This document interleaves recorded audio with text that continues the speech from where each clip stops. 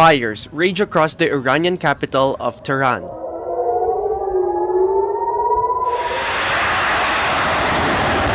As Israel rains down missiles, saying it targeted Iranian commanders, nuclear scientists, and weapons facilities.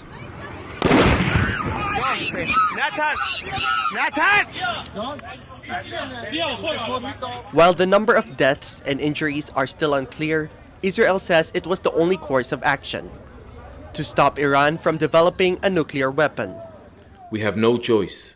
We are operating against an imminent and existential threat.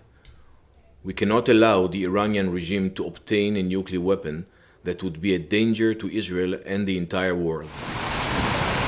The attack comes after the International Atomic Energy Agency, the UN's nuclear watchdog, released a report censuring Iran for the first time in 20 years. It said Iran failed to comply with obligations limiting its nuclear program so as not to produce weapons. In response, Iran announced it would open a new uranium enrichment site, calling the censure politically motivated. Meanwhile, Israel's defense ministry says it assessed that Iran had enough uranium to create 9 nuclear bombs and launched what it called preemptive strikes. 2 nuclear scientists and 3 top Iranian military generals have been confirmed killed so far. Shortly after the strikes, U.S. Secretary of State Marco Rubio warned Iran not to respond to Israeli strikes by hitting American bases, insisting that Washington was not involved. But an Israeli state broadcaster said that Israel coordinated with the United States before attacking Iran, citing an anonymous Israeli official. The US and Iran were scheduled to hold a 6th round of indirect nuclear arms negotiations in Oman on June 15.